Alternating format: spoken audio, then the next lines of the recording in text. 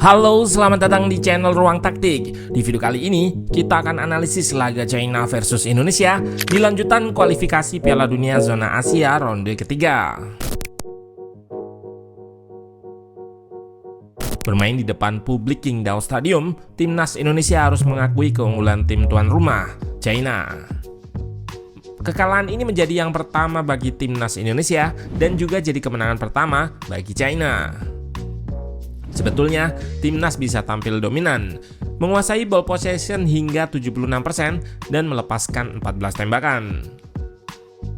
Namun, dominasi tersebut kalah dengan China yang tampil lebih efektif. Mereka hanya melepaskan 5 tembakan yang 2 diantaranya merupakan big chance. 2 peluang besar itulah yang berhasil mereka maksimalkan jadi gol. Gol-gol tuan rumah ini lahir dari kemampuan mereka dalam mengeksekusi bola mati atau set piece, serta kemampuan menghandle situasi chaos, yang mana 2 hal ini sudah Ruang Taktik bahas di video preview.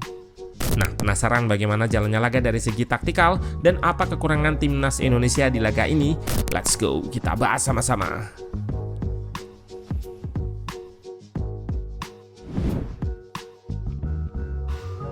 Tuan rumah China bersama pelatihnya Branko Ivankovic menggunakan pakem 4 back. Jika biasanya mereka tampil dengan formasi 4-4-2, kali ini pelatih berkebangsaan Kroasia ini melakukan sedikit modifikasi menjadi 4-3-1-2. Di lini belakang ada kiper Lei Wang dan duet 2 center back, Ailas Browning dan Seng Longjiang yang tampil solid. China menggunakan 2 striker, Bakram Abdueli serta Yuning Zhang.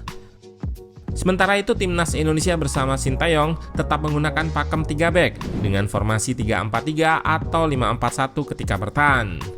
Yang mengejutkan, pelatih berkebangsaan Korea Selatan ini melakukan cukup banyak perubahan di starting line-up-nya. Pada lini belakang, bukan Rizky Ridho yang menggantikan Jordi Amat, melainkan Calvin Verdong yang ditarik ke pos center back sebelah kiri.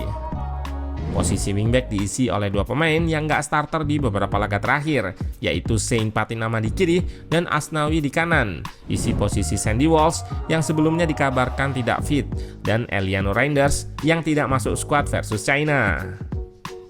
Duet 2 gelandang di tengah dipercayakan kepada Ivar Jenner dan Nathan Choaon. Pemilihan Nathan ini kemungkinan untuk menghadapi duel-duel yang akan banyak terjadi di tengah, karena pemain Swansea City ini lebih energik dan fisikal dibandingkan Tom Haye.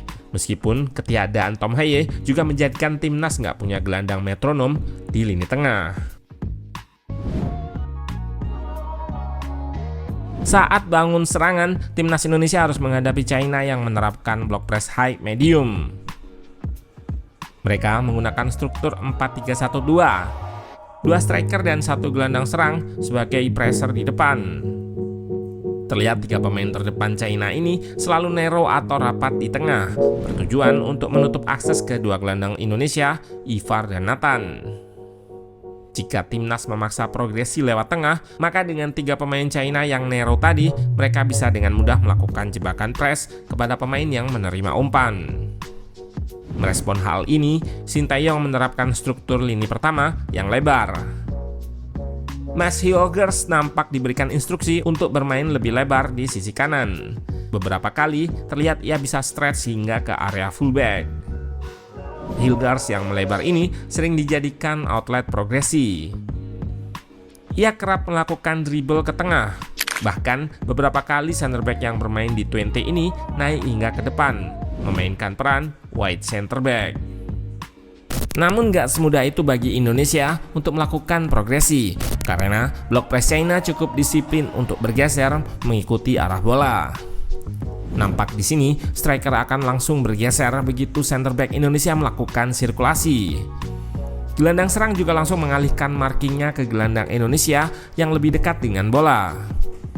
Begitu juga 3 gelandang yang bergeser untuk persempit ruang.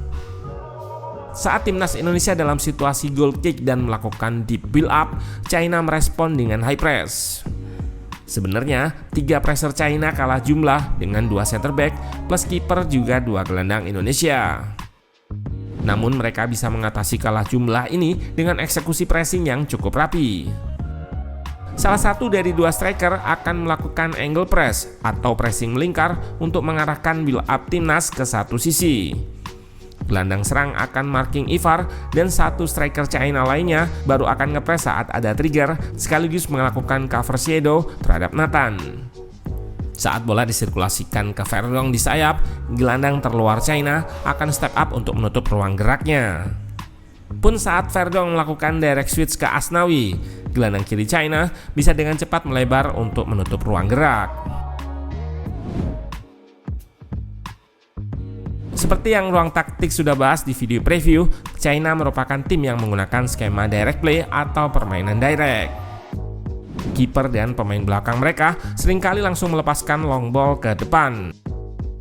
Ini yang membuat sering tercipta duel dan situasi chaos di tengah, dan mereka cukup kuat di dua aspek ini, memenangkan duel dan menghandle situasi chaos.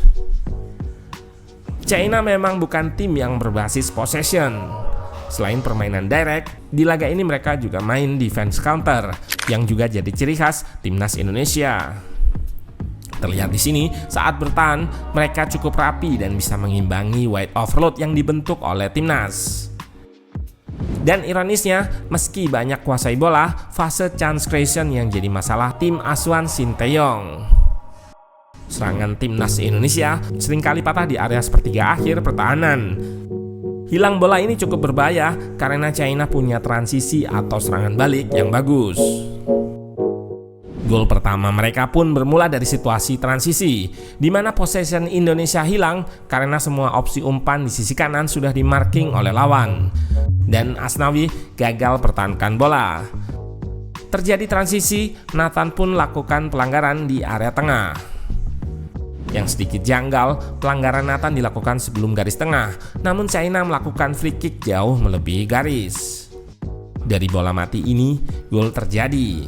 Dan ini memang jadi spesialisasi mereka. Free kick diarahkan ke tiang jauh. Di sana ada target man yang menangkan bola pertama dari Izes. Bola kedua coba di cover oleh Saint Patinama, namun berhasil dicuri pemain China. Dan menjadi gol yang dicetak oleh Bakram Abdueli. Gol kedua mereka juga berbuah dari transisi. Hal ini bermula dari umpan progresi Verdong kepada Ragnar yang berhasil diintercept oleh bek mereka. Terlihat Indonesia dan China punya banyak pemain di sisi bola. Di sini para punggawa Garuda terlalu soft dalam melakukan pressing. Terlebih China pun cukup oke bermain di ruang sempit. Di sisi jauh, Hilgers positioningnya masih melebar karena sebelumnya Indonesia dalam fase menyerang. Jarak antara Hilgers dan Izes cukup jauh, dan celah ini pun terekspos oleh pemain China dengan asis ciamik yang dilepaskan Gou Zhongji kepada Yuning Zhang. Penyerang mereka yang mirip dengan Darwin Núñez ini pun tidak menyia-nyiakan kesempatan untuk perlebar keunggulan. Selain rambut dan perawakannya, gaya mainnya pun mirip dengan Núñez yang direct dan vertikal. Sinteyong langsung melakukan pergantian pemain saat turun minum. Tom Haye, Marcelino, Rizky Ridho gantikan Shane, Witan, dan Hilgers. Nathan juga digeser ke pos wingback kiri. Pada babak kedua, skema yang digunakan timnas Indonesia adalah dengan 3 penyerang yang narrow atau rapat untuk ikat backline China dan buka ruang bagi 2 wingback di koridor sayap. Selain itu, jika di babak pertama Hilgers yang posisinya lebih banyak jadi wide center back, di babak kedua ini giliran Calvin Verdong. Timnas Indonesia dominan melakukan serangan di area kelebaran. Pemain di belakang dan tengah lebih aktif untuk melakukan switch ke wingback yang melebar. Dari area kelebaran ini, wingback sering melepaskan crossing, namun relatif mudah dipatahkan oleh China karena mereka menumpuk banyak pemain di kotak penalti. Selain itu, timnas juga nggak punya striker yang bisa jadi target man di depan. Di 5 menit terakhir waktu normal, Sinteyong memasukkan 2 pemain, Arhan dan Malik Rizaldi. Arhan Pratama berhasil berikan instant impact dengan senjata andalannya, yaitu lemparan jarak jauh. Terlihat timnas menumpuk 5 pemain di kotak kecil. Selain memperbanyak opsi target man, juga untuk menarik banyak pemain China di area tersebut. Selain itu, Sinteyong juga menyiapkan 3 pemain di luar kotak penalti untuk respon bola muntah. Dan benar saja, second ball jatuh di area itu. Bola dikuasai Tom Haye dan langsung di-shoot olehnya. Gol terjadi setelah membentur bek mereka, 2-1. Sayang, gol ini jadi yang terakhir di laga ini. Indonesia nggak mampu samakan kedudukan. Kekalahan ini jadi yang pertama bagi timnas Indonesia dan harapannya ini bisa jadi bahan evaluasi bagi Sintayong dan tim, terutama di fase chance creation yang mana Indonesia berkali-kali mengalami kebuntuan pada fase ini.